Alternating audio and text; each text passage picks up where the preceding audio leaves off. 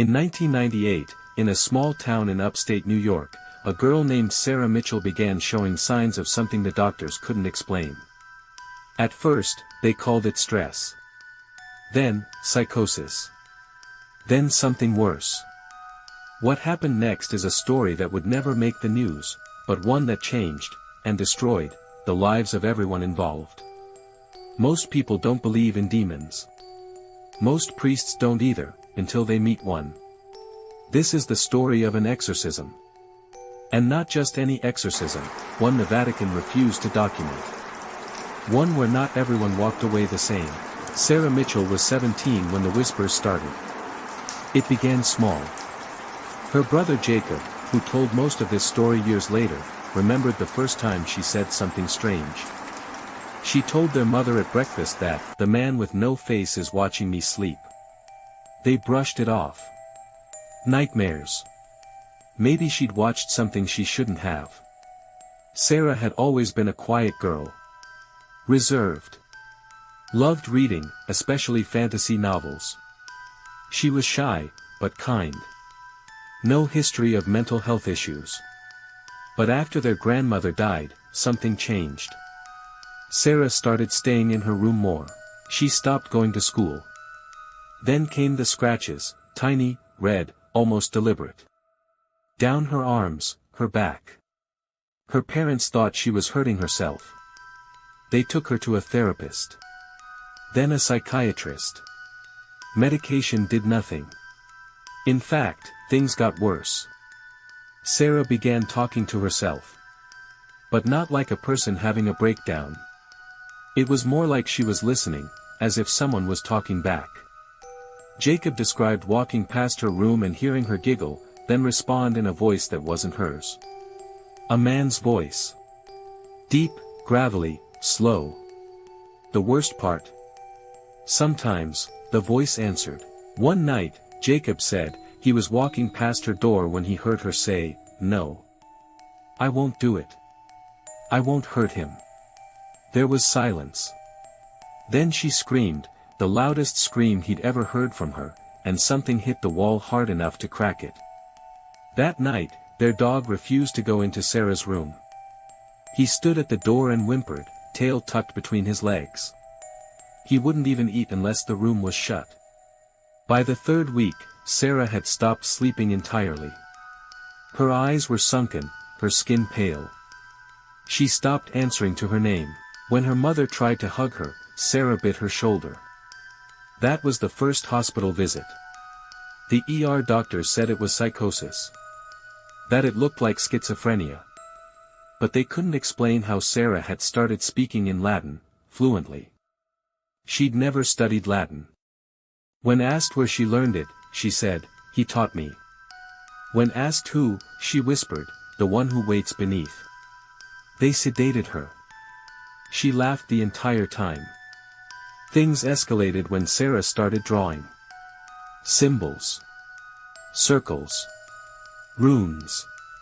Her notebooks were filled cover to cover with strange markings. One of them matched a 14th-century demonic sigil associated with Orobasil, a demon never mentioned in modern texts, but referenced once in a burned manuscript from Prague, 1347. The family had no explanation. The doctors were baffled. At this point, their local priest refused to even visit the home. That's when they called Father Adrian Keene. Father Adrian was retired. He'd performed only 2 exorcisms in his career, both sanctioned by the church. Both almost killed him. He refused most calls, especially the ones that sounded fake or overly dramatic.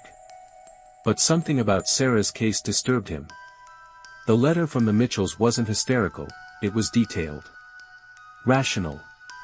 The included photos of Sarah's writings got to him. He recognized a few symbols he hadn't seen in decades. He said it was like reading a dead language you thought no one else remembered. He agreed to meet her. The first meeting wasn't what he expected. Sarah didn't scream. She didn't convulse or spit. She just sat, smiling. Calm. Too calm. She greeted him by name, full name. Even the name he was born with, which no one had used since he joined the priesthood. Then she said, "You left her to die in Romania. And now you think you can save this one?" Father Adrian hadn't spoken of Romania in 30 years. He asked Sarah who he was speaking to. Her voice dropped an octave. "You know my name. But you won't say it. You're too afraid." Father Adrian left that day shaking. Not out of fear, but because he said it felt real. Too real. He told Jacob, "If this is a performance, it's the best I've ever seen. But if it's not, then we're in trouble." The exorcism began 2 nights later. Quiet at first. Adrian performed blessings, holy water rituals, minor rites. Sarah mocked him. Laughed during prayers. Recited lines from scripture, but distorted. She said the Our Father backwards. She began naming the sins of everyone in the room. Things no one had spoken of. On the second night, the room turned cold. Freezing. The windows fogged. A mirror shattered. Sarah convulsed so violently she broke 2 fingers. She didn't react to the pain. She didn't blink. Blood began seeping from her ears. Adrian read from the Rituale Romanum. He demanded the entity identify itself. Sarah screamed, a scream that wasn't human. And then she whispered, "Orobasil."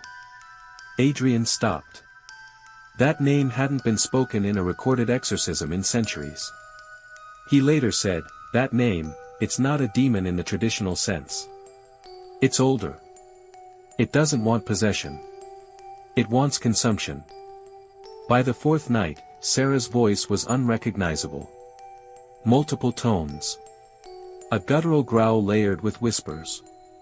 She spoke of hell, not as a place, but as a presence. A hunger. An endless cold.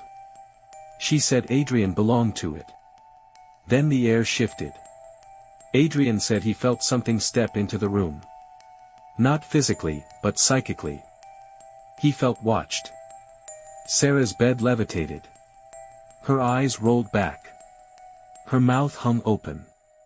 She began speaking in tongues no one recognized. Adrian demanded it leave. She answered, "I was never in her. I was waiting for you." And then it all went silent. Sarah collapsed. The room warmed. The shadows receded. It was over. Or so they thought. Sarah slept for 3 days. When she woke, she didn't remember much. Just fragments. A voice. Fire. Screaming. She was quieter, but calm. For the first time in months, she smiled. Father Adrian left that night. He looked tired. He said only, "Pray she never remembers what happened." 3 months later, he was dead. Heart failure, they said. But he died sitting up in bed. Eyes open. Hands clenched. His rosary snapped in 2. His final journal entry read, "It didn't leave. It just changed hosts." A year later, Sarah vanished. No trace. No leads. Her family never saw her again. But every few years, someone breaks into the old Mitchell house.